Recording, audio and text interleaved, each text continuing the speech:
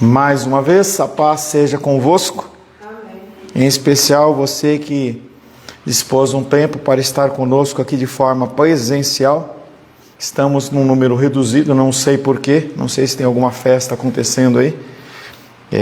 Vim direto do aeroporto para ministrar para vocês, mas provavelmente você está cansadinho e ficou em casa. Deve ser isso, né, Jenny?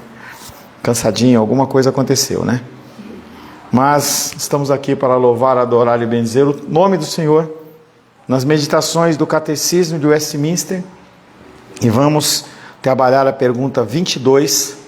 Estou vendo aqui que as perguntas subsequentes elas são cada vez mais curtas, perguntas que não dão um parágrafo, mas é porque a gente tem criado todo um embasamento, então acaba que as perguntas que vão surgindo, elas já têm toda uma base de conhecimento. Essa pergunta 22 diz: como Cristo, sendo Filho de Deus, se fez homem? Então é um dos grandes dilemas que as pessoas têm. Como é que esse Deus, ele era Deus, ele continua sendo Deus, ele virou homem, e ele era um ser bipolar, né? Tinha duas faces e tal. Resposta: Cristo, o Verbo de Deus, fez-se homem, tomando o verdadeiro corpo e uma alma racional, sendo concebido pelo poder de Deus no ventre da Virgem Maria e nascido dela, mas sem pecado. Nós vamos explorar um pouco essa condição de Cristo sendo o Verbo, a Palavra de Deus, se tornando um homem, verdadeiro homem masculino, ser humano, com um corpo verdadeiro, não um corpo místico, com uma alma como a minha e como a sua, racional, e que foi concebido pelo poder de Deus no ventre de Maria, nascido dela. Ela foi uma barriga de aluguel ali, sem o óvulo, e em Cristo ele nasce sem pecado. Essa pergunta ela trata da encarnação do Messias. A esse respeito é preciso inicialmente fazer algumas perguntas: quando, como e por que se deu essa encarnação? E aí a primeira coisa que a gente tem que perguntar é: o que é uma encarnação? Não é a Maria da encarnação, tem muitas, né? A encarnação é o nascimento de uma pessoa que já existe. E aí a doutrina lá do Espiritismo fala da reencarnação, e você vai encarnando várias vezes, em vários ciclos. Mas o nosso Deus, ele já existia, e ele se encarna. Ele já existia e ele toma a forma de uma pessoa. E quando isso acontece? Podemos conhecer esse período pelas informações contidas nos Evangelhos. Lucas capítulo 2, verso 1 e 2, por favor.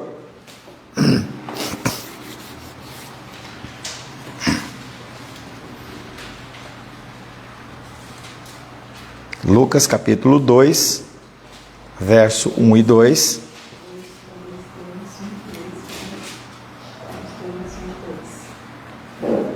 Naqueles dias foi publicado um decreto de César Augusto, convocando toda a população do Império para recensear-se. O primeiro recenseamento foi feito quando Quirino era governador da Síria. E se você ou qualquer pessoa for realmente nos autos aí da história, você vai conseguir definir. Nós temos um pequeno lapso de tempo entre o nascimento verdadeiro de Cristo e o que é registrado. Nós temos aí uma diferença de aproximadamente 4, 5 anos mais ou menos, entre a data do nascimento dele e realmente a data que é passada para nós. Então no nosso calendário, teoricamente, seria 2018, mais ou menos, depois de Cristo. Mas só uma curiosidade. Vejamos como se foram feitas as promessas da encarnação. Então, todo o contexto do nascimento de Cristo, ele é respaldado através de promessas, que é aquilo que a gente já falou. Quando Jesus Cristo ele fala, está consumado, ele está falando que tudo aquilo que foi planejado, tudo aquilo que foi profetizado por profetas, foram bocas de Deus no meio da terra. Ele foi simplesmente com a condição de cumprir aquelas profecias. Então, o início da promessa da encarnação, ele também começa no início da palavra de Deus, que é Gênesis.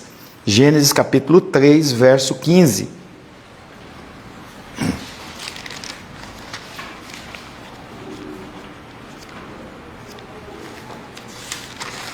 Porém, inimizade entre ti e a mulher, entre tua descendência e a sua descendência. Este te ferirá a cabeça e tu ferirás o calcanhar. Quando Deus expulsa Adão e Eva do jardim do Éden, ele promete à mulher que o seu descendente, que ele iria ferir a cabeça da serpente, conforme nós lemos nos textos de Gênesis 3,15. Então já se falava sobre a figura de um homem que iria nascer de uma forma santa e queria esmagar o poder e a força do pecado.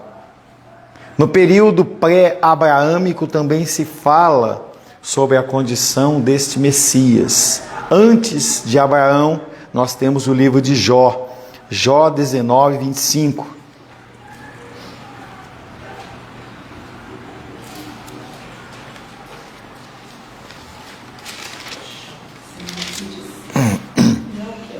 Dezenove, 25.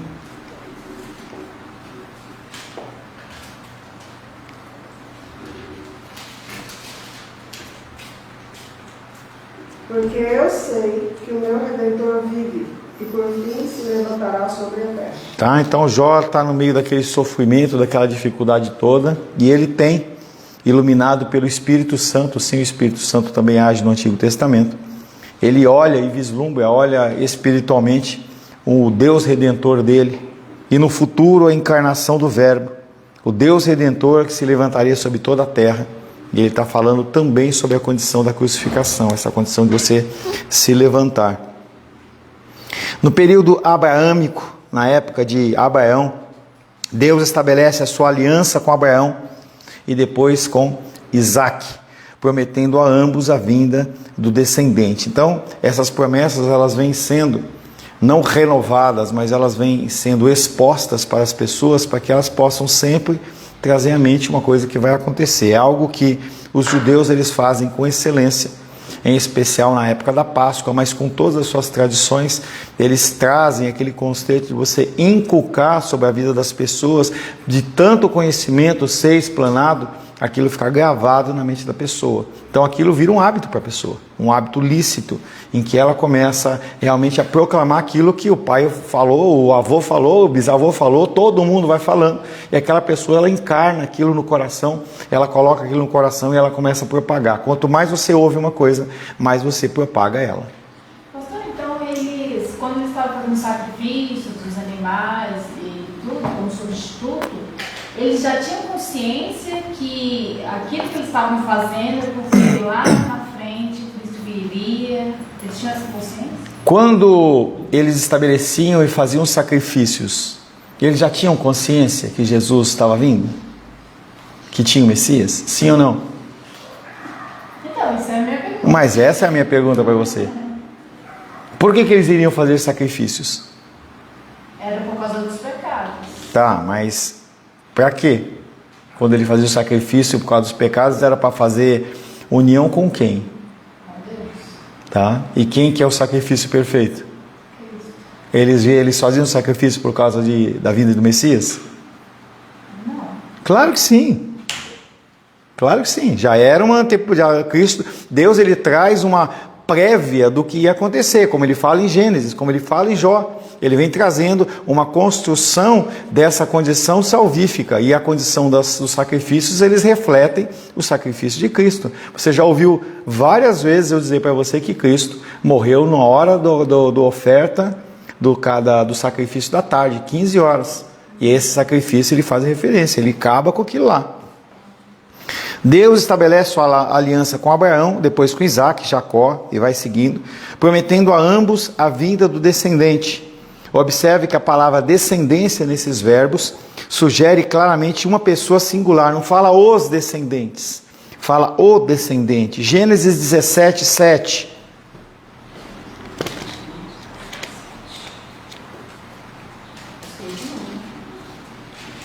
Acho que é Menízia.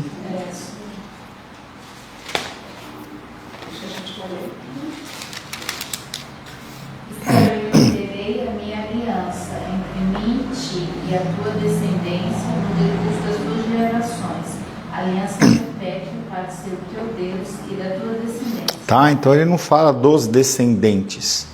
Ele está falando exatamente em concordância com o primeiro texto de Gênesis que nós lemos, de Gênesis 3,15, que estava falando que o filho, o que for gerado da mulher, vai ser aquele que esmaga a cabeça da serpente. Então ele vem e fala, 17:7. Estabelecerei a minha aliança entre mim, Deus, e a tua descendência. A descendência aí é a figura de Cristo. No decurso das suas gerações, aliança perpétua, para ser o teu Deus e da tua descendência. Então ele fala no singular, e quando é Gênesis 28:14, vamos lá? Quando ele fala com Isaac, Gênesis 28:14.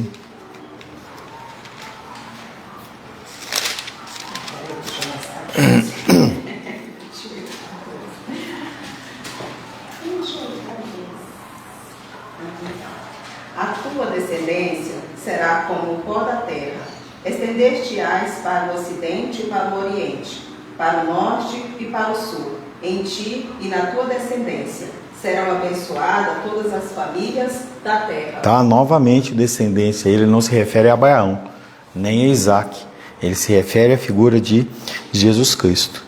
Nessas promessas de Deus, podemos ver duas coisas importantes. Em Abraão, a aliança é eterna. Então vamos voltar no Gênesis 17:7. Deixa marcado aí. 17:7, ele vem falando que essa aliança é uma aliança perpétua, ela nunca se acaba. Todas as alianças que são feitas de Deus com as pessoas, elas não são quebradas. Tanto que casamentos aliançados com Deus, a aliança ela não se rompe. Você pode até gerar um outro casamento, mas nunca aquele casamento que é novo e é gerado, ele vai ter o mesmo poder e a mesma força do primeiro. Porque o primeiro tem a aliança de Deus, o segundo não tem. Poderíamos entender, então, o Antigo Testamento como pedagógico do Novo Testamento? Não pedagógico, eu diria que vamos escolher uma palavra melhor aí. Não é pedagógico, é a premissa. Porque a gente tem que entender que a revelação do Senhor, ela é progressiva. Então, as peças elas vão se colocando, elas vão se encaixando. Então, o que é falado lá no proto-evangelho, em Gênesis 3,15, as pessoas elas começam a entender. Então, quando Abraão recebe a promessa, ele começa a proferir palavras dentro da promessa, mas ele não entende muito bem o que está acontecendo.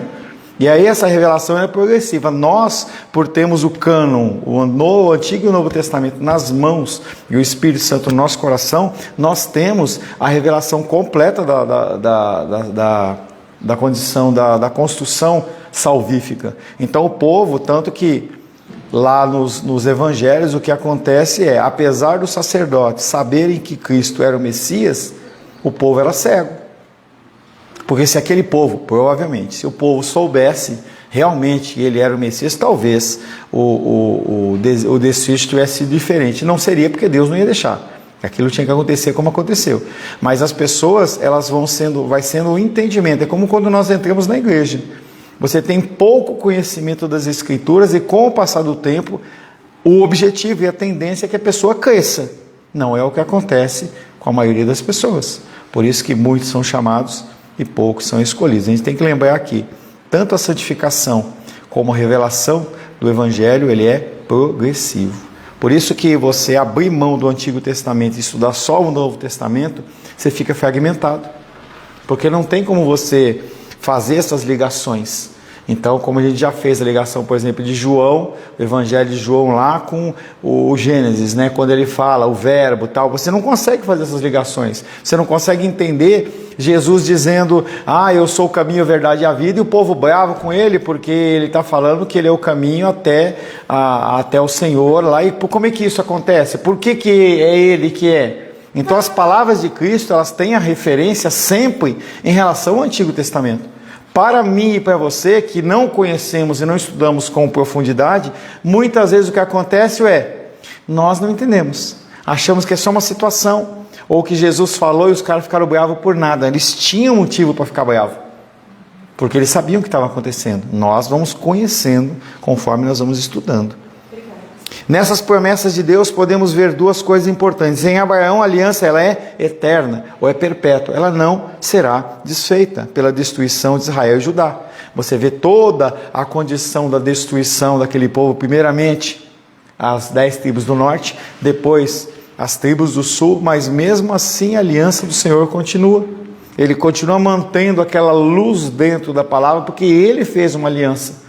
É algo que Moisés, logo após aquele bezerro lá, ele vem falando exatamente, trazendo ao Senhor, dentro da oração dele, a condição de que, o Senhor prometeu que vai fazer. E se o Senhor não fizer, fica parecendo que o Senhor não teve força, que o Senhor não teve condição. E aí Moisés, ele tenta jogar com o emocional de Deus ali, mas é porque ele conhecia a palavra. E ele vem trazendo exatamente essa condição. Nessas promessas de Deus podemos ver duas coisas importantes. Em Abraão, a aliança é eterna, não será desfeita pela destruição de Israel e Judá, da mesma maneira que Deus, ele não muda o meu amor por você, o Deus não muda o amor dele por mim ou por você por causa dos seus atos, porque o amor dele é imutável.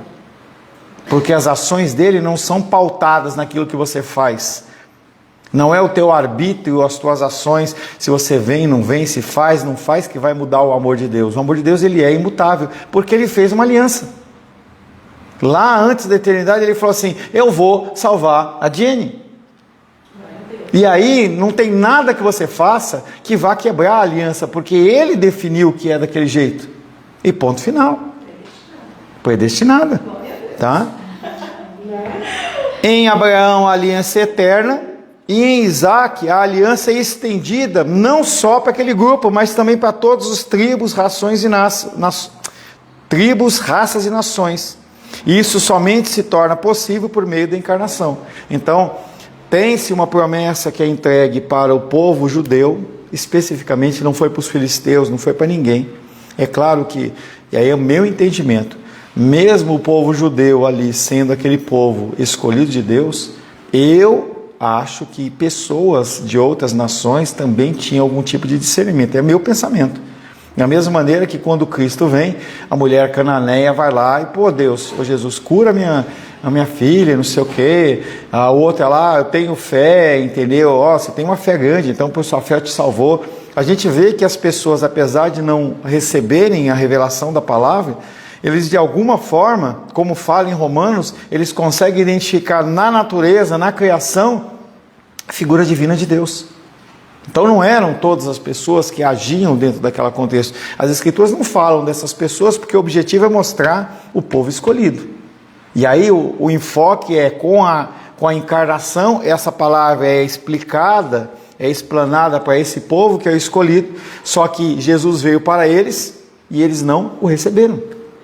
E aí começa a segunda parte do plano da salvação, que é exatamente o contexto da promessa de Isaac, em que ele vem trazendo a aliança estendida não só mais para o povo judeu, mas para todos os tribos, raças e nações. Todo aquele que nele crê tem a vida eterna. Então a promessa do povo gentil já estava lá atrás. E é muito interessante você começar a analisar esses textos de uma maneira bem com calma, porque você começa a ver esses detalhes, entendeu? Em que, por exemplo, o rei vai lá, eles querem um rei, mas Deus já tinha falado com Moisés que iria acontecer aquilo. Então não tem que ter espanto. A gente olha para esse mundo de hoje, a gente fica espantado com o que está acontecendo. Não vai ficar melhor, só vai ficar pior. Mas, então assim, que você falou, molecano, né? Esses exemplos assim, Jesus, ele veio para o povo judeu, mas durante o percurso dele nessa terra, esses casos que houve ao redor, ele já foi salvando, não esperou ele ir embora para depois salvar pessoas de outras nações. Eu creio que sim, tá? A gente vê a condição de pessoas como, por exemplo, aquele povo lá, como é que era? Cornélio. Então aquele cara, ele não tinha ouvido a palavra, ele não tinha tido contato com ninguém. E aí, acho que é Pedro que vai lá, ele, né? Aquele negócio lá de desce, a trouxa lá com aqueles animais imundos e tudo mais. Ele já tinha o contexto de ser temente ao Senhor. Em Deus, eu creio que Deus colocou o temor no coração dele. Porque não se fala sobre ele ter ouvido, só fala que ele cria. Que é mais ou menos o contexto de Abraão. Abraão era uma pessoa que não tinha... Ele vivia numa terra pagã, não havia o culto a Deus na terra de Abraão, era uma terra pagã. E ali ele é envolvido pelo Senhor, a graça do Senhor o alcança. E ele é conhecido como pai da fé, sem ouvir nada. Entendeu? Então, na minha opinião, pessoas foram alcançadas ao longo da história que não aparecem, porque não é o foco das Escrituras, e está mostrando exatamente essa construção. Mas eu duvido que pessoas no meio não viam e falaram, poxa, isso tá, alguma coisa está errada, entendeu? Não sei, isso aí é uma dedução minha, né? Fale. Na Bíblia, eu estou lendo a Bíblia e eu estou em Abraão. Você está estudando a história de Abraão, né? Sim. E qual a sua dúvida?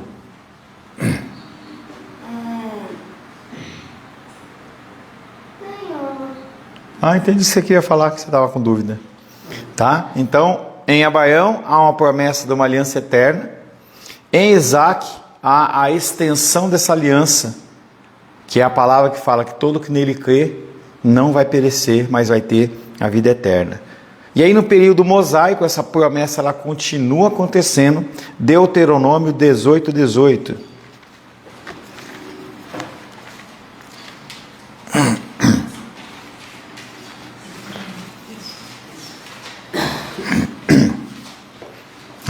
Esse versículo é clássico e ele é muito claro.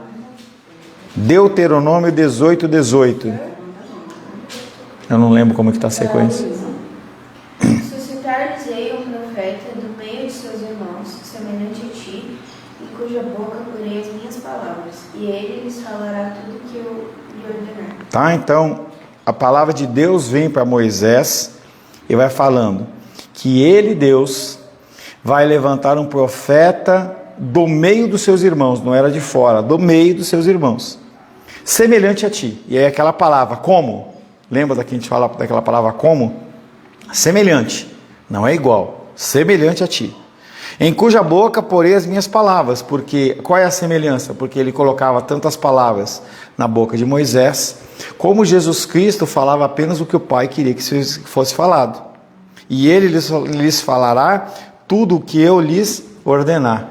Então, havia um homem que ia ser levantado. Então, nesse contexto de Deuteronômio, o povo judeu, ele começa a entender que vai realmente haver uma pessoa que vai vir para fazer o resgate. E é algo que eles vão alimentar muito, em especial após os cativeiros babilônico e assírio, em que quando eles voltam como uma nação fraca.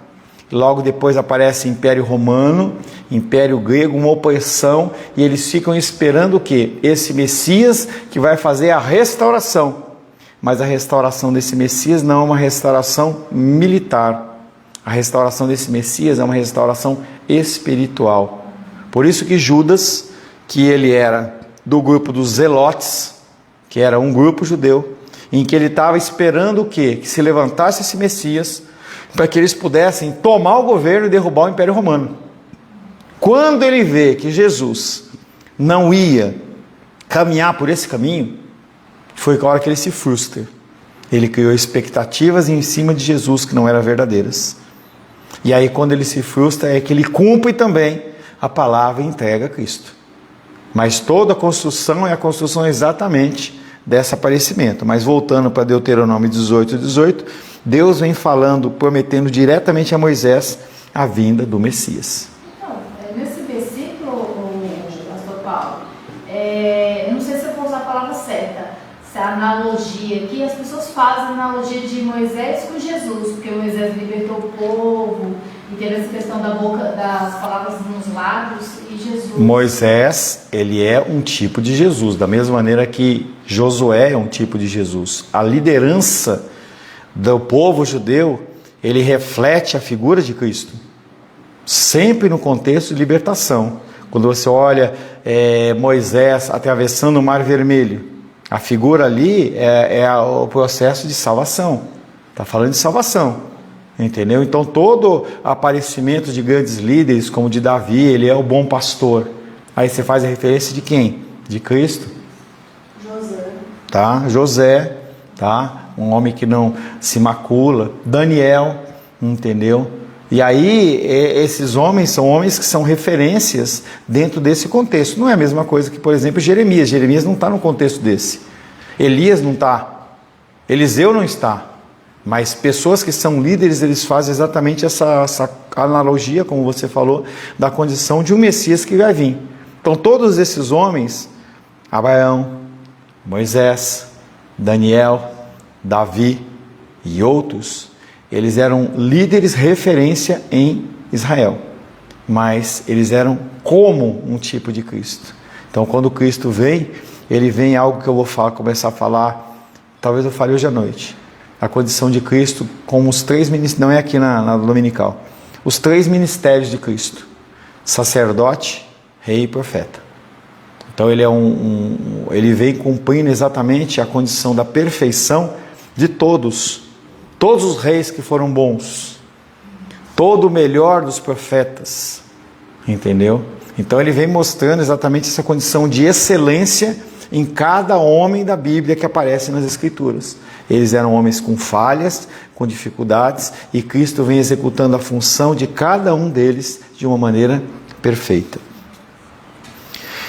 Período davídico, tá? Então nós passamos por período da criação, período pré-abraâmico. Sempre lembre que Jó é um livro muito antigo, tá? Ele está lá pelos idos de Gênesis. Aí tem o contexto de um período abraâmico e pós-abraâmico, que é Abraão e Isaac. E aí, quando entra no período mosaico, ele vem dando aquela promessa, e aí nós temos logo depois o período davídico, em que mostra-se a figura de Davi como sendo o rei, entendeu? Tanto que Jesus, ele é o filho de Davi. São todas referências messiânicas. 1 Crônicas 17, 11 e 12.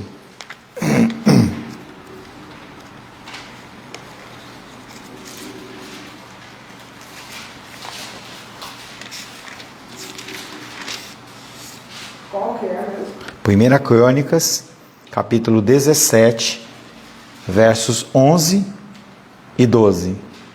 Há de ser que, quando teus dias se cumprirem e tiveres de ir para junto de teus pais, então farei levantar depois de ti o teu descendente, que será dos teus filhos, e estabelecerei o seu reino. Esse me edificará a casa, e eu estabelecerei o seu trono para sempre. Ele está falando de Salomão? Lógico que não. Novamente a condição do descendente. Apesar dele falar a figura do descendente, a gente pensar na árvore genealógica sequencial, ele não está falando. O Salomão, ele não teve o trono dele edificado para sempre, quebrado o trono lá em Roboão, que é o filho dele. E há de ser que, quando teus dias se cumprirem e tiveres de ir para junto dos teus pais, então farei levantar depois de ti, e um dia para Deus é como 1000 anos, depois de ti o teu descendente. Na linhagem genealógica de Davi está a figura de Cristo, que será dos teus filhos, e estabelecerei o seu reino.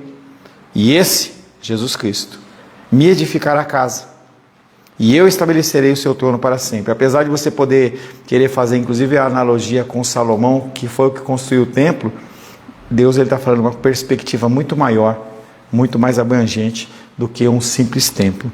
Um templo que não vai ser reconstruído.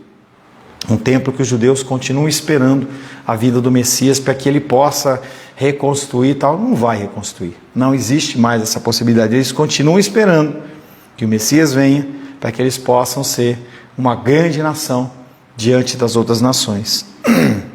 Período dos profetas. E aí tem muitas referências. Mas vamos lá. Período dos profetas. Isaías capítulo 7, verso 14.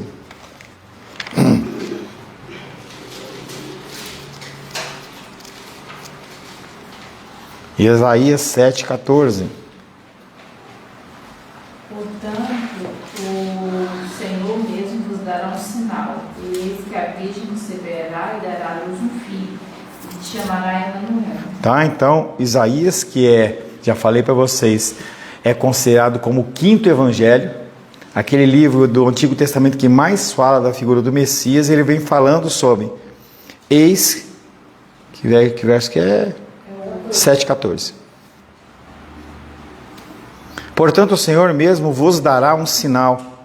Eis que a virgem conceberá e dará à luz um filho e chamará Emanuel. Como que uma virgem vai nascer? Aí é referência direta em relação à figura de Maria.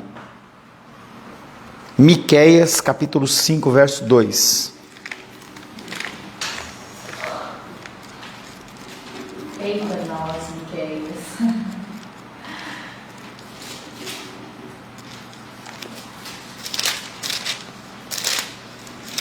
E é você, viu, Fio? 5:2. Acho que tiraram da minha Bíblia aqui. Profetas menores, Velho Testamento, lá no fim. E tu, Belém Efratá, pequena demais para figurar como um grupo de milhares de Judá, de ti me sairá o que há de reinar em Israel, e cujas origens são desde os tempos antigos, desde os dias da eternidade. Então aqui já está falando da profecia de onde Cristo iria nascer. E tu, Belém Efratá, pequena demais para figurar como o grupo de milhares de Judá, de ti sairá o que há de reinar em Israel, o reino para sempre, do descendente que vem sendo falado, e cujas origens são desde os tempos antigos. Essa referência, tempos antigos, está falando de antes da fundação do mundo. E aí ele reforça dizendo, desde os dias da eternidade, quando nada existia, já havia sido definida essa condição de onde Cristo ia nascer e todas as outras coisas. Vemos em Isaías a revelação da natureza humana de Jesus. Em Miqueias, a revelação de que este rei de Israel tem origem na eternidade. Ele é realmente o verbo de Deus. Então tudo isso para a gente responder a pergunta do quando. Quando foi se falado que isso iria acontecer em todo o Antigo Testamento, em todas as Escrituras, e nós já falamos, acho que eu já até usei essa expressão com vocês, essa fitinha vermelha que é a padrão, ela exatamente reflete a figura do sangue do Cordeiro permeando por todas as Escrituras. Depois do quando, nós temos o como.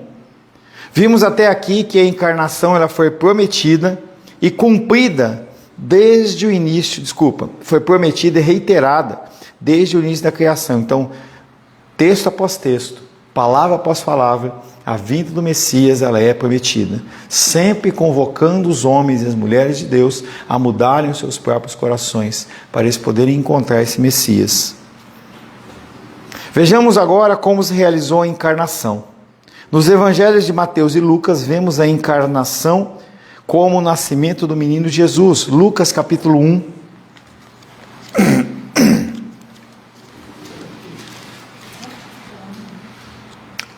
Lucas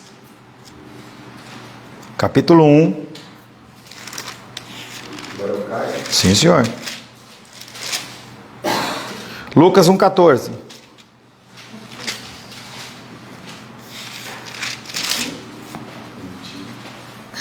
Em ti haverá prazer e alegria, e muitos se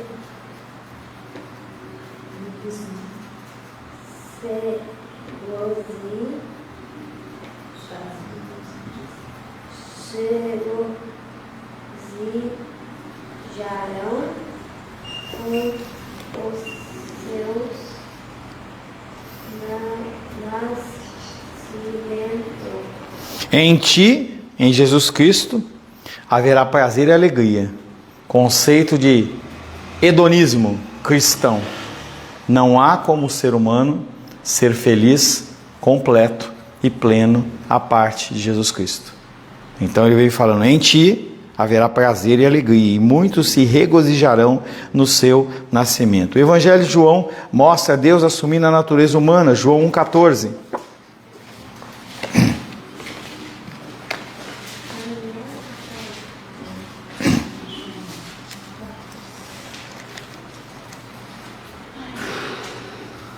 o Verbo se fez carne e habitou entre nós, cheio de graça e de verdade. E vimos a sua glória, glória como do unigênito do Pai. Tá totalmente autoexplicativo, ele vem falando da figura de Cristo que vem, se encarna para glorificar ao Senhor. Quando nós vemos o credo apostólico, nós vemos exatamente a descrição todo esse processo do que aconteceu. Creio em Deus Pai Todo-Poderoso, Criador do céu e da terra, e em Jesus Cristo, seu único Filho, nosso Senhor, que foi concebido pelo poder do Espírito Santo, nasceu da Virgem Maria. Então, é importante eles criarem o credo apostólico para eles conseguirem estabelecer aonde que a fé deles estava baseada. Não era uma fé que era aleatória, não era uma coisa que não tinha nenhuma raiz. Então, esse texto do credo apostólico, ele vem trazendo realmente aonde está alicerçada a nossa fé, no nascimento, no crescimento, na vida de Cristo, como exemplo para as nossas vidas. O credo apostólico testifica o nascimento virginal. Jesus Cristo é verdadeiro homem e verdadeiro Deus. Pela encarnação, Deus criou um novo homem, outro Adão, de forma que a humanidade pudesse ter outro princípio, o novo nascimento, que é a condição que ele fala lá para Nicodemos: importa-vos nascer de novo. Se você não nascer da água, arrependimento, e do Espírito, mudança realmente interna, você não vai poder entrar no reino de Deus. E tudo isso sempre apoiado dentro do contexto de que nós precisamos de Cristo, sem Ele nada nós podemos fazer. A velha humanidade, nascida de Adão, nasce para o pecado e para a morte. A nova humanidade, que é nascida novamente em Jesus Cristo, nasce para a vida eterna. Jesus declarou que uma nova vida e uma nova era começaram nele e com ele, que é o que nós estamos tratando dentro do livro de Efésios. Exatamente essa condição de que é uma nova sociedade. Agora não mais apenas judeus, mas mais judeus e gentios. 1 Coríntios capítulo 15, verso 22.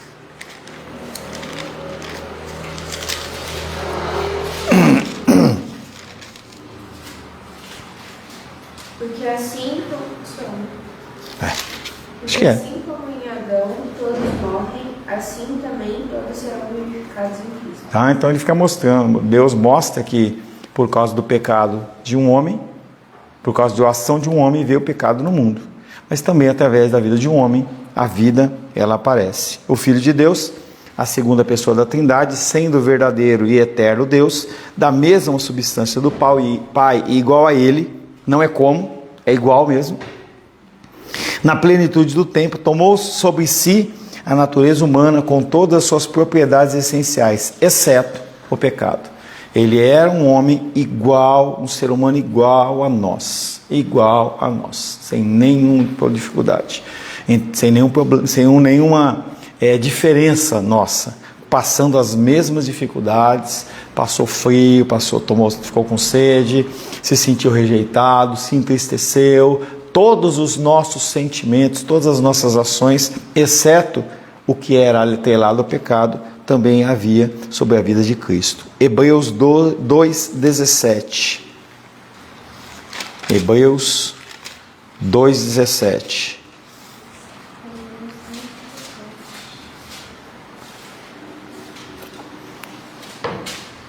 Por isso mesmo, convinha que em todas as coisas se tornasse semelhante aos irmãos, para ser misericordioso e fiel sumo sacerdote nas coisas referentes a Deus e para fazer propiciação pelos pecados do povo. Por isso mesmo convinha que em todas as coisas ele se tornasse como? Qual a diferença? Não havia a figura divina nos homens e não havia a figura de pecado na figura de Cristo. Então, nessa condição ele era semelhante, no resto era igual.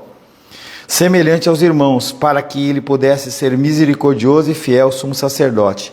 Se ele não passa por o que ele passou, a gente não iria olhar para ele como alguém que nos resgatou. Ele nem sentiu nada. Parei de sentir dor. Pode bater à vontade. Entendeu? Se ele realmente usasse as faculdades divinas dele, ele tinha feito isso. Mas ele sofreu o que nós sofremos. Quando? Como? Por quê? Pela encarnação, Deus determina a criação de uma nova humanidade, nascida do Espírito, que será constituída somente pelo seu povo. Não existe outro povo eleito além do povo de Deus. Esse povo, separado em Cristo, não nas minhas ações, não nos meus pensamentos e nas minhas ideologias, mas separado em Cristo, nasce para a vida eterna, separado da velha humanidade que nasce para a morte. Então, quando você se converte, João 17:9, quando você se converte, quando você aceita Jesus Cristo, é que nem o trem que ele está andando num trilho, aí alguém vira, tem aquele filme, né, que o cara vira a chave lá, aí ele estava andando num trilho e muda de trilho, e vai embora, vai por outro caminho. Começa todo um novo processo. João 17:9.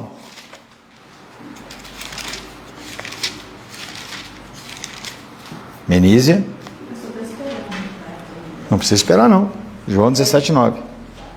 É por eles que eu rogo, não rogo pelo mundo, mas por aqueles que me deste, porque são teus. E aí mostra o grande engano das pessoas que diz: Jesus ama todo mundo, Deus ama todo mundo, tudo vai acabar em pizza e Deus vai salvar todo mundo. Não, ele vem falando exatamente sobre essa condição.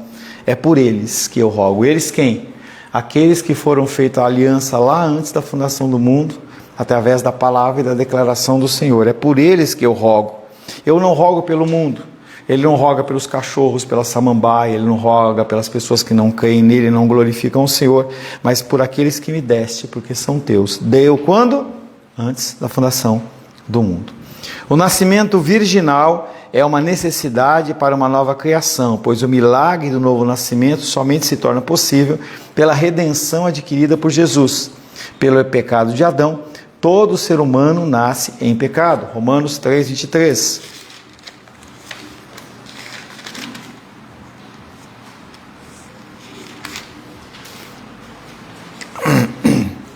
Vai lá, Caio. Romanos 3:23.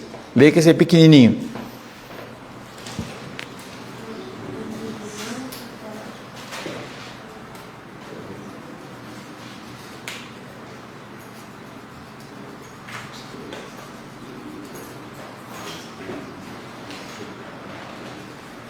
Pois todos pecarão e Carecem da glória de Deus.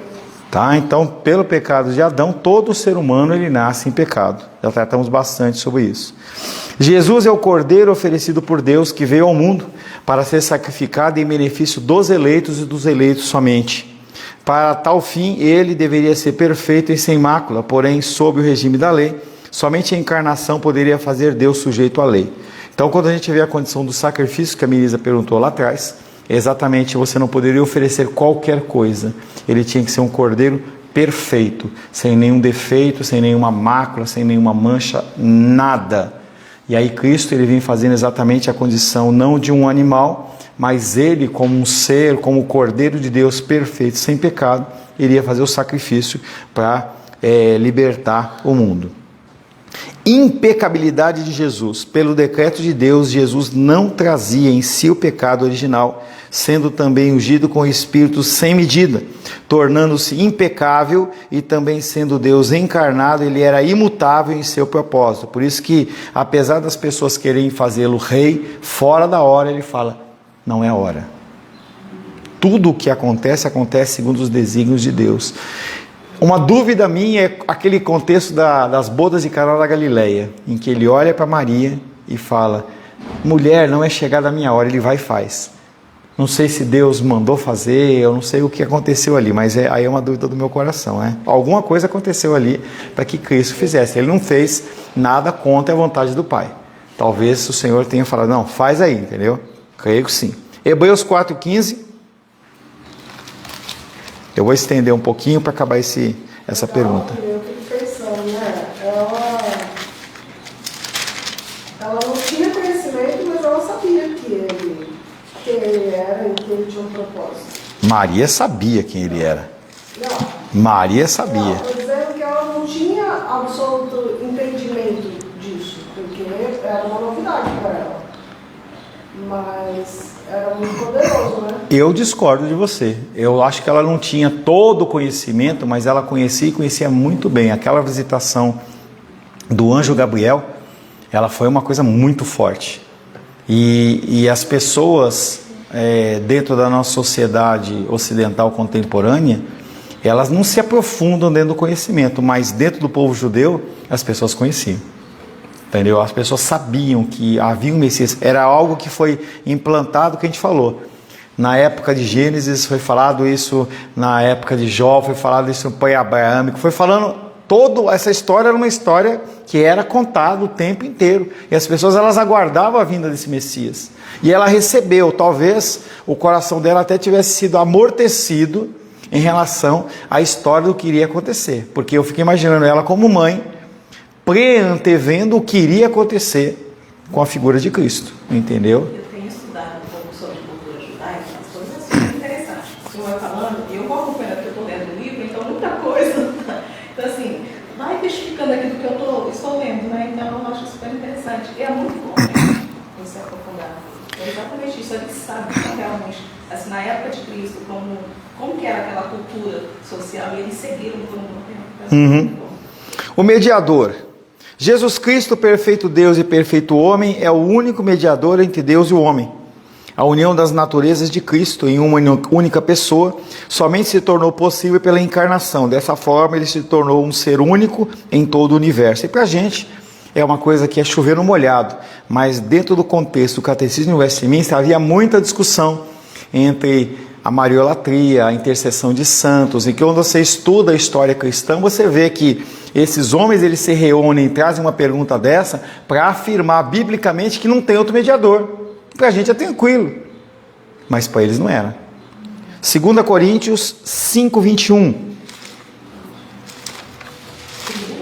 Segunda.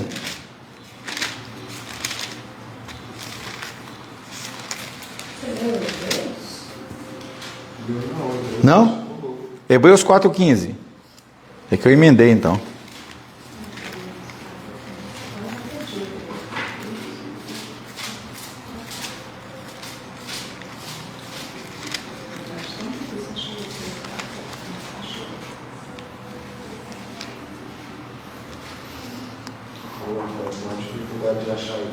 Porque não temos um sumo sacerdote que não possa compadecer-se das nossas fraquezas. Antes, foi ele tentado em todas as coisas, à nossa semelhança, mas sem pecado. Ou seja, ele passou por todas as duas dificuldades que nós passamos. 2 Coríntios 5, 21. Quem quer?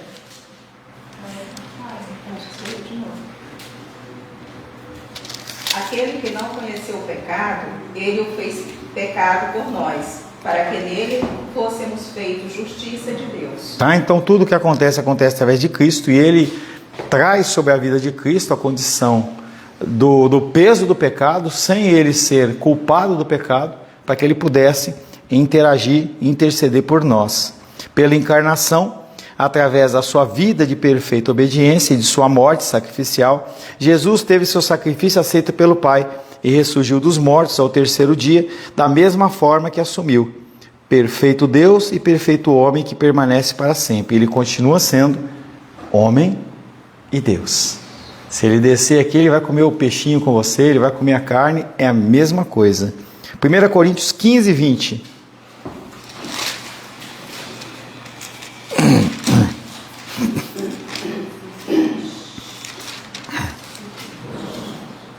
Mas, de fato, Cristo ressuscitou dentre os mortos, sendo ele as primícias dos que dormem. Então ele abre as portas de um caminho para que eu e você possamos seguir por esse caminho. É que nem o boizinho vai lá na fazenda, ele fica andando naquele caminhão lá, ele faz aquele caminhozinho. Aí nós já sabemos que é aquele caminho que a gente tem que seguir.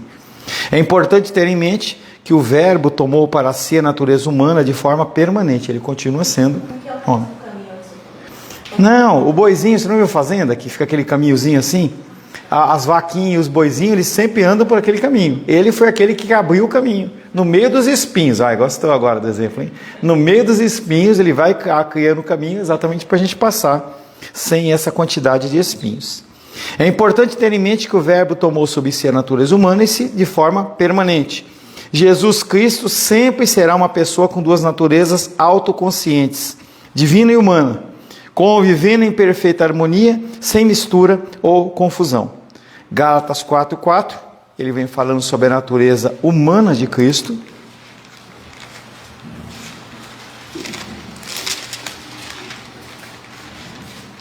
Vindo, porém, a plenitude do tempo, Deus enviou seu Filho, nascido de mulher, nascido sob a lei. Tá? Então ele vem falando sobre a condição humana de Cristo.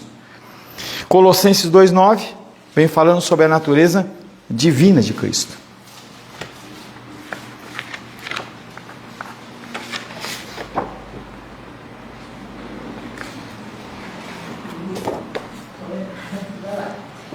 Porquanto nele habita corporalmente toda a plenitude da divindade. Então a gente vê em Gálatas falando da humanidade de Cristo e em Colossenses falando sobre a divindade de Cristo. Aí eu só, para finalizar, um textinho que eu extraí da internet, que fala sobre um texto que como se fosse uma poesia, mas não é. O nascimento virginal.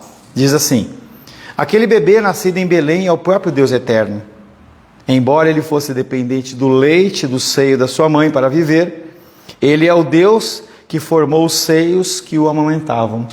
Apesar dele mamar na mãe dele, ele foi o próprio Deus que fez os seios que ele amamentou. Embora Maria o segurasse nos seus braços, ele é o Deus que sustenta todas as coisas pela palavra do seu poder. Apesar de ele estar nos braços de Maria, como um bebê, o mundo só existia e continua existindo porque ele estava segurando, sustentando. Embora ele tenha aprendido a andar e falar e tenha crescido como qualquer outra criança, ele era onisciente e onipotente, ele podia fazer todas as coisas.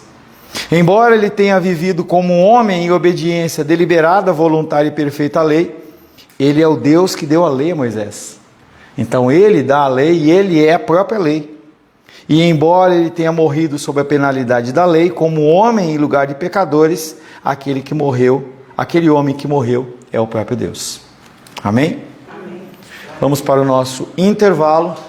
Vamos estender o nosso intervalo um pouquinho, porque nós estendemos o nosso período e nós retornamos em 15 minutos, se o Senhor assim o permitir.